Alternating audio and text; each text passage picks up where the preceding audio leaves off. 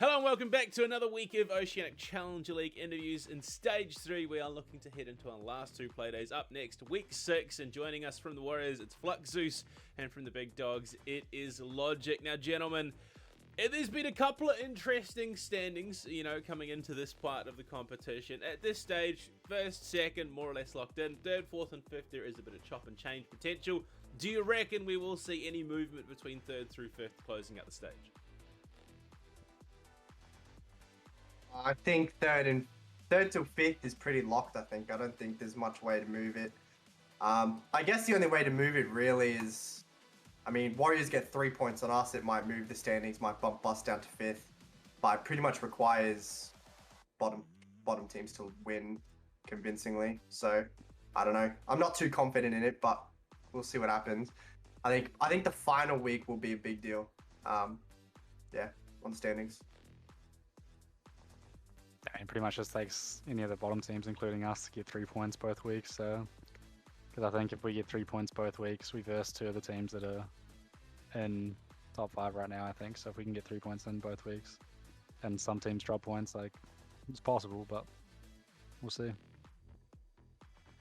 Now, LogiiK, you guys handed out quite a beating here last week.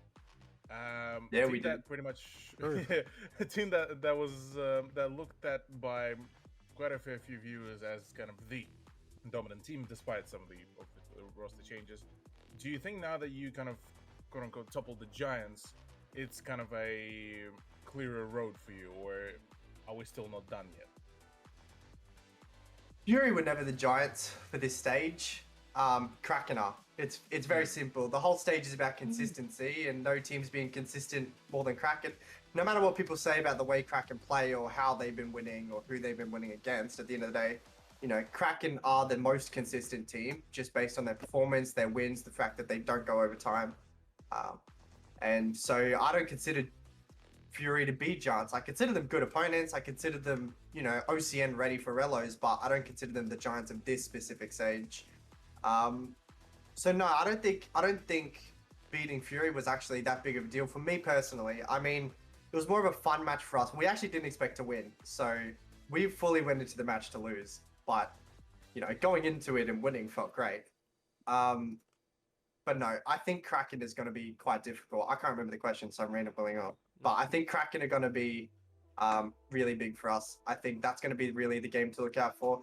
I'm really excited for this week's game against Warriors. I think it'll be fun. It'll be interesting.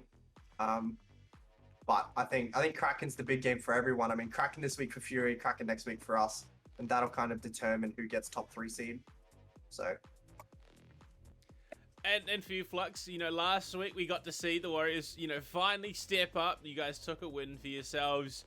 And you've broken sort of that unfortunate curse that has hung over your head through the entirety of the stage. You've got the Big Dogs now who have beat the Warriors. So if you technically beat them by transitive properties, you've beaten Fury, unfortunately, not necessarily on paper. But look, how does it feel, all the work you've been putting in the stage for the results to finally come through?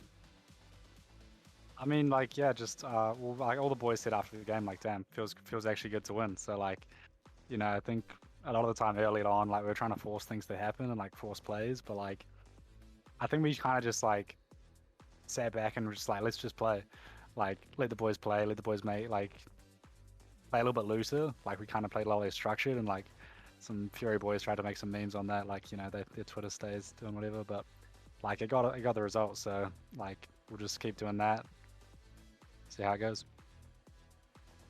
Well, actually, speaking of all the memes on socials and whatnot, we actually had a fair few really solid contenders. In your opinion, out of stage 3, who is the best meme provider in OCL? I'd have to say Jump Stream. I think Jump Stream goes pretty hard. I don't know. I think he's pretty good. Jump Streams are pretty solid. Yeah. He doesn't really miss very often. But I was hoping for some memes about after the Fury loss, but they didn't really yeah, actually, I was really disappointed. I couldn't shit talk Fury because, it was on bank. It is what it is. But I was hoping someone else would do it so I could chuck a cheeky little retweet and see if any beef would come up. But there was none. It was very disappointing, actually. I don't know why nobody shit talking Fury. I don't know. Dude, we had some like chat after our game with like some Fury like managers in there, and they were but you're a Derp smacker. up. Like that's just gonna happen, right? That's gonna happen with every team. I don't know. It was a rare quiet moment from the Fury socials guy. But that does lead into our final question. We talked about who the best meme provider is. My question now to both of you is, coming into stage 3, in where we are at the moment, who for you in terms of players has been the unexpected performer, the player that you didn't necessarily expect to show up the stage, but really has? You go first, Fox.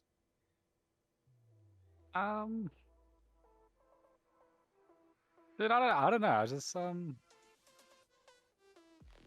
I guess maybe Vlad. Like I always knew, like I guess it's easier to say for like my own team, but Vlad's like I always knew he was a talented player, but he's kind of gone like above that for me. So it's been pretty good for me to see. I'm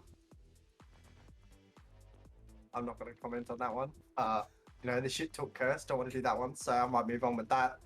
Wait. I mean, you guys are 1-4. Vlad can't have been performing that well, right?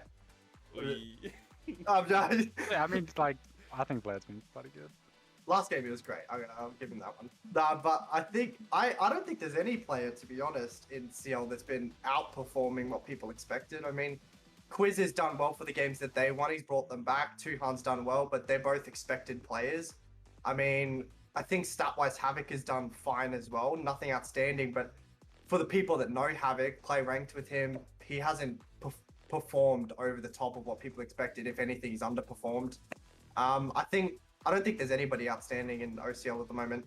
Not myself, not anyone on any team. I think the people that are playing well are expected to play well, and the people that aren't playing great are, they're not great players. So there's not much to it. Like, I don't think there's anything special at the moment. At the moment, I personally haven't seen anybody in OCL. It's not like a Kaken deal. Kaken was a bit. People watched him play. They were like, that guy's going to go pro, right? That guy's going to OCN. He has the potential there. Other than the two people I stated last week, which is Quiz and Tuhan, there's nobody really in OCL at the moment that's outstanding, where you can look at them and you can go, that guy's getting into OCN. That guy's going to make it somewhere. So, well, look, not the same level of prep as going into the pack watch, Matt, but we'll see whether or not Spectron has to get involved with LogiiK after the fact. Thank you so much, gentlemen, for joining us in the interview booth. We look forward to seeing you take the stage in Playday number 6. OCL Challenger League Stage 3 is coming to a close, and it's getting hot and heavy. We'll see you then. Appreciate it, boys.